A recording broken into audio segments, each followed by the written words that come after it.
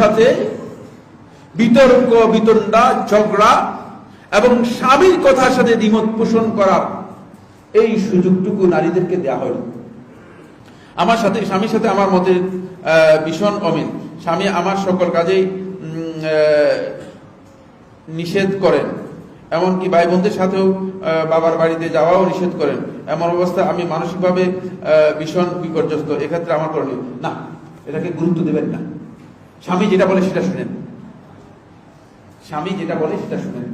নিজের জিভটাকে আস্তে করে, যেমন কাপড় খুললে মানুষ কাপড় খুলে ফেলে দেয়, এভাবে জিভটাকে খুলে ফেলে দেন গায়ের থেকে।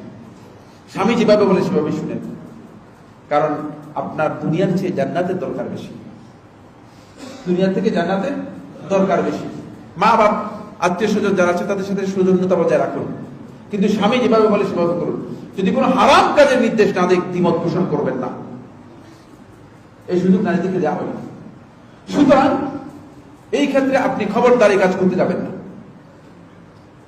তাহলে আপনি আপনার হতে পারে যে আখিরাতের মূল পাওনাটুকু আপনি নষ্ট করে ফেলতে পারেন, মূল পাওনাটুকু নষ্ট করে ফেলতে পারেন।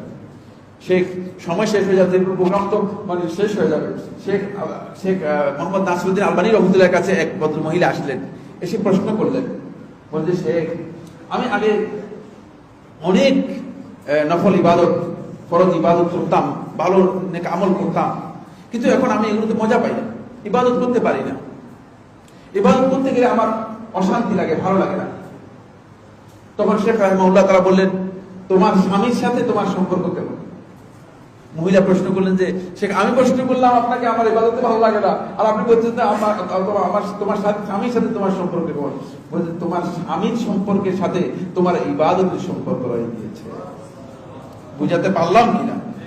বুঝাতে পারলাম কিনা? স্বামীর আনুগত্যের সাথে, স্বামীর সম্পর্কের সাথে ইবাদতের সম্পর্ক রয়ে গিয়েছে। ইবাদত সম্পর্ক খেয়াল রাখবেন। আপনি আল্লাহর কাছে বেশি বেশি করে দোয়া করেন। আর স্বামী যে যৌতুক দিয়েছে বা যা কিছু দিয়েছে, আল্লাহ তাআলা তাকে এর জন্য হেদায়েত দান করুন, এবং এটি তার জন্য কোনো সন্দেহ নেই হারাম কাজ হয়েছে।